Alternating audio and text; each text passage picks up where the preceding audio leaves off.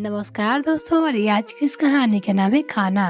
सुमन रसोई में खाना बना ही रही थी, तभी उसने सुना अपनी सास की आवाज़, जो अपनी नाती नाती से कह रही थी, तुम तीनों कमरे में जाओ, सबका नाश्ता और खाना बिस्तर पे मिल जाएगा। खा के प्लेट वहीं रख देना। तुम लोगों को सिर्फ पढ़ाई करनी है, कोई काम नहीं करना।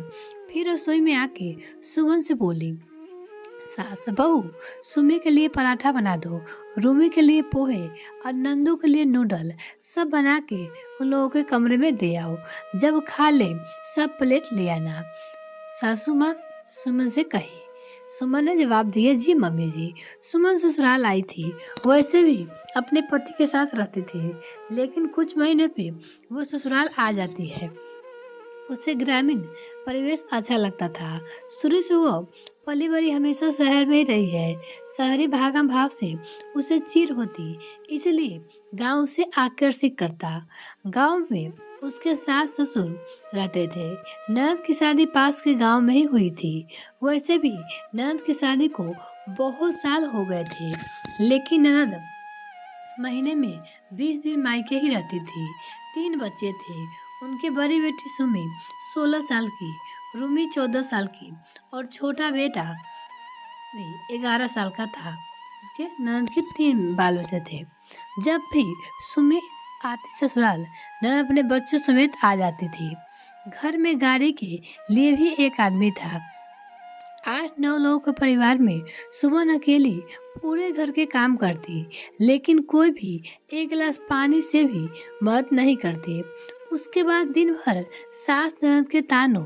सुमन के पति को अपने घर के सदस्य के बारे में भली भांति पता था, इसलिए वो हर बार सुमन को मना करता कि तुम मत जाओ, मेरे साथ चलना, फिर भी मेरे साथ ही आ जाना। उसके पति बार बार सुमन को मना करता, लेकिन वो नहीं मानती। लेकिन सुमन कहती, 2-4 दिन में मन नहीं भरता और मेरा गांव है वो, किसी की वजह से मैं अपना घर जाना क्यों छोड़ दूं? सुमन अपने पति से हमेशा यही बात कहती थी, लेकिन इस बार उसके आत्मसम्मान को झटका लगा। ये क्या बात हुई? इतने छोटे बच्चे नहीं भी खुद से खाना ना प्लेट ले पाए, अपनी उठा ना दे जाए, फिर सासू माँ का इस तरह से कहना। मैं कोई नौकरानी नहीं हूँ, इस बारे में सासू माँ से बात करूँगी, सुमन मन ही मन सोच रही थी। शाम में वो सासू माँ के साथ आंगन में बैठी थी, तो उसने सोचा अभी बात कर लो। सुमन ने कहा अपनी मम्मी जी से, मम्मी जी, सभी बच्चों को आप कहे खाना खुद से ले ले और अपनी ननद अपनी प्लेट खुद से साफ करे, नहीं तो रूमी को बोलिए वो अपने भाई बहन का प्लेट साफ करके रखे। घर में कोई काम के लिए लोग नहीं है, अकेले मैं कितना करूँगी? सुमन अपनी सासू माँ से कहती है। ये सुन उसकी सास भड़क गई। बहू, तो क्या कह रही है? अपनी नाती नाती से काम करने को कहूँ? उसका नानी का घर है, ये तुम्हारे पिताजी का घर नहीं है, समझी? होश में रह के बात करो। अपने घर तो काम नहीं करते, यहाँ क्या करेंगे? लेकिन मम्मी जी, बच्चों को तो थोड़ा थोड़ा सब सीखना चाहिए था ना, चाहिए ना? सुमन ने धीरे से अपने सास से कहा। तब अब मुझे सिखाएगी? तू सबकी दादी क्यों बन रही है? अपने काम से काम रख। सुमन की सास ने सुमन को जवाब दे दिया। सास के अपने तेवर दिखाते हुए कहा। सुमन थोड़े धीरे लेकिन कठोर स्वर में बोली, ठीक है मम्मी जी, आपको जैसे रहना रहिए, लेकिन मैं आपके घर की बहू हूँ, नौकरानी नहीं। जितने काम मुझे होंगे उतने ही करूँगी, किसी के पीछे नहीं लगी रहूंगी, ना ही सबके लिए अलग अलग नाश्ता खाना बनाऊंगी। एक तरह का नाश्ता बनेगा, जिसको खाना है खाए, वरना अपने से बनाए। सुमन ने अपनी सास को ये बातें कह दी। यह घर मेरा भी है, इसलिए मेरा काम क्या है मुझे बताने की जरूरत नहीं है। सास अपना सा मुंह लेकर उसे देखती रह गई। उसे उम्मीद नहीं था कि सुमन इस तरह से उसे जवाब दे दी। उसके बाद सुमन अब अपने मन से ही काम करती। कुछ दिनों के लिए गाँव आती तो उसको जो लगता वही करती थी, उसके बाद वो नहीं करती थी। हमारी नेक्स्ट कहानी की नाम है सवाल। अगर आपने अभी तक मेरे चैनल को सब्सक्राइब नहीं किया तो प्लीज़ सब्सक्राइब कीजिए। रोहन फोन पे बात कर रहे थे, वो चुपचाप खड़े पति को बात करते फिर फ़ोन रखते ही रोहन रोने लगा। वो डर गई। फिर पूछा, उसने बताया बाबूजी की तबीयत ठीक नहीं है। कोरोना से शरीर पूरा टूट गया है। क्या करूं समझ नहीं आ रहा है। सोनाली ने कहा, ले आइए बाबूजी को आप यहाँ, हम आप मिलके सेवा करेंगे तो ठीक हो जाएंगे। लेकिन वो लोग तुम्हें पसंद नहीं करते, गालियाँ देते हैं। तुम उसके बाद भी कह रही हो। रोहन ने अपनी आशंका जताई। अरे अभी ये सब मत सोचो, ले आओ। रोहन दूसरे दिन ही ले आया अपने माता पिता को और सोनाली को सब स्थिति समझा के वो ऑफिस के काम के लिए वो निकल गया। इधर सोनाली ने अपने और बच्चे के सभी जरूरी सामान एक कमरे में रख दिया। बाकी 2 रूम को उसने सास ससुर के लिए ठीक कर दिया। उन लोगों के आने के बाद सोनाली ने कहा, माँ बाबूजी आप लोग अपने रूम में आराम कीजिए। किसी चीज़ की ज़रूरत हो या फिर जो भी खाने की इच्छा हो मुझे बोलिएगा। सोनाली ने ये अपनी अपनी सासू माँ को कहा और बाबूजी की सेवा में लग गई। समय समय पे दवा, गर्म पानी, नाश्ता, सूप, काढ़ा खाना, जितने भी पद परहेज सब करती। इधर सास के लिए अलग से सब बनाती, दोनों बच्चों के लिए अलग से जिम्मेदारी करते करते वो बीमार हो गई। 2 महीने हो गए थे। सासुर जी भी अब भले चंगे हो गए थे। एक दिन रोहन ऑफिस से जल्दी आ गया। उसने आते ही पूछा, माँ सोनाली कहाँ है? तो माँ ने कहा, अपने रूम में सो रही होगी, दिन भर तो सोती ही रहती है। उससे कुछ नहीं कहा, लेकिन मन में उसके ढेरों सारे सवाल आ गए।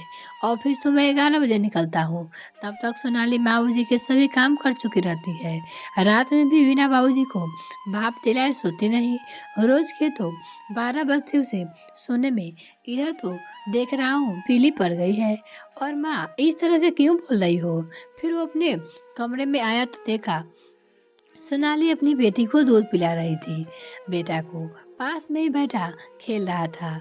बेटा ने कहा, पापा आपको पता है आज मम्मा ना गिर गई थी बेहोश होके, फिर दादी ने उठाया। ये सुनो घबरा गया। बोला, सोनाली तुमने मुझे फोन क्यों नहीं किया? क्या हुआ है तुम्हें? चलो डॉक्टर के पास। फिर वो उसे लेके डॉक्टर के पास जाने लगा तो माँ बोली, कहाँ जा रहे हो? तो रोहन ने कहा, थोड़ी देर बच्चों को देखना। माँ मैं इसे दिखा के लाता हूँ। माँ ने कहा, क्या हुआ है बहू को? सही तो लग रही है, तू बेवजह परेशान हो रहा है। रोहन कुछ बोलना चाह रहा था लेकिन सोनाली ने टोक दिया। माँ सही कह रही है, अभी ना।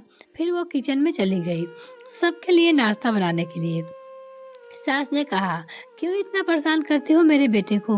पति है तुम्हारा, तुम्हारे बच्चे का खर्च उठाता है। शर्म नहीं आती उसे परेशान करते हुए? उसकी आंखें गीली हो गई। वो चुपचाप वहां से हट गई। दूसरे दिन ऑफिस में छुट्टी थी तो रोहन घर पे ही था। वो चुपचाप देख रहा था सबको। दोपहर में माँ आई बोलने, बेटा सुनो ना, मेरी आँख की लेंस में कुछ दिक्कत हो रही है, मुझे दिखा दो बाबूजी को भी। रोहन बोला, ठीक है, कल का नंबर लगा देता हूँ। फिर उसने माँ से पूछा, तुम्हें या बाबूजी की कोई दिक्कत हो रही है यहाँ? तो माँ ने कहा, ना बेटा। तभी तो ऑनलाइन पार्सल आया। सोनाली ने पैसे देके पार्सल लिया। माँ बाबूजी वही सामने में बैठे बोल दिए, ले खोले, ये क्या है? इसमें क्या है? एक मैं बाबूजी के लिए ब्रांडेड जूते हैं, शहर के लिए बाबूजी को उसने दे दिया। फिर माँ ने कहा, वो दूसरा क्या है? उसमें दिया बच्चे के लिए गर्म कपड़े थे, लोकल के दुकान की सस्ती सी। माँ बाबूजी दोनों एक साथ बोल पड़े, ये रोहन भी ना बहुत पैसे बर्दाश्त करता है, बर्बाद करता है बच्चे पे। इतना कौन खर्च करता है? इतने पैसे में तो 2 समय का खाना हो जाता। लेकिन माँ बच्चों के पास नहीं है। सोनाली घुटती हुई बोली। माँ ने कहा, नहीं है तो रोड पे मिलते हैं ना 100 में, वो ले लेता। सोनाली कहना चाहा, बाबूजी के जूते की कीमत तो पूरे महीने का राशन आ जाए, लेकिन नहीं बोली वो, क्योंकि आगे क्या होगा ये अच्छे से पता था। उसने चुप रहने में ही भलाई समझी। शाम को रोहन ने सोनाली से कहा, थोड़ा बाहर घूमते हैं, बच्चों को भी तैयार कर लो। सोनाली ने कहा, लेकिन माँ बाबूजी घूम के अभी आएंगे, उनके लिए भी तो कुछ नाश्ता बना लेती हूँ। रोहन ने कहा, अरे जल्दी करो, आएंगे चले जाना। रोहन हॉस्पिटल लेके गया। उसे वहाँ पहले से डॉक्टर इंतजार कर रही थी। उसने उसे सोनाली का चेकअप किया। 103 बुखार था। तब उसे शरीर गर्म नहीं था, रक्तचाप बहुत कम था। डॉक्टर बोली, कुछ टेस्ट है, वो करा लीजिए। फिलहाल आराम करे, खाना ठीक से खाओ, ज्वर होने से दवा लेना, फिर 2 दिन बाद मिले। उसके बाद घर आ गए सब। सोनाली पहले आई घर, बच्चे रोहन के साथ खेलने लगे बाहर। घर आई तो गेट खुला हुआ था। बाबूजी रूम से आवाज आ रही थी। माँ बोल रही थी कि बाबूजी को, रोहन के देख रहे हो, इस औरत के चक्कर में कितना पैसा बर्बाद कर रहा है, कितने आराम दे के रखा है इसे। बाबूजी बोले, हाँ, और ये हमार जदी नाटक कितना करती है हम लोगों का सेवा करने का। क्या करती है, खाना बना देती है और गरम गरम पानी दे देती है, इतना है उसके लिए। रोहन उसका खर्चा उठाता है। माँ बोली, सही कह रहे हो, इस हर वक्त की वजह से आज मेरी बेटी ये सुख भोग नहीं रही। मेरी बेटी को यहाँ रहना चाहिए था, कुछ होता भी नहीं। इसे कहा भगवान पता नहीं। ये सब सुन के सोनाली धक सी रह गई और अपने रूम में आके खूब रो रही थी। तभी उसने सुना रोहन और बच्चे की आवाज़, तो अपना चेहरा साफ कर रही थी। रोहन दूसरे दिन माँ भौजी को दिखा के लाया, सब ठीक था। माँ भौजी सामान समेट रहे थे तो सोनाली ने देखा, अजरा से पूछी, ये सामान क्यों समेट रहे हो? तो रोहन ने जवाब दिया, अब माँ भौजी को घर की याद आ रही है, जाने दो, फिर आएंगे। फिर पास आके उसके कान में कहा, कल तुमने जो सुना वो मैंने भी सुना है। फिर दूसरे दिन रोहन माँ भौजी को घर पहुंचाया जहां उसके माँ बाप पहले घर पे रहते थे। यह कहानी आपको कैसी लगी कमेंट सेक्शन में लिखना ना भूलें। इन दोनों कहानी में से कौन सी कहानी आपको सबसे ज़्यादा पसंद आई हमें कमेंट करके जरूर बताइएगा। मिलते हैं किसी और वीडियो में फ्रेंड, तब तक के लिए bye. Thanks for watching this video. अभी तक चैनल को सब्सक्राइब नहीं किए तो प्लीज़ मेरे चैनल को जल्दी से सब्सक्राइब कीजिए। साथ में बेल आइकन प्रेस करें ताकि मेरी और वीडियो का नोटिफिकेशन सबसे पहले आपको मिल सके।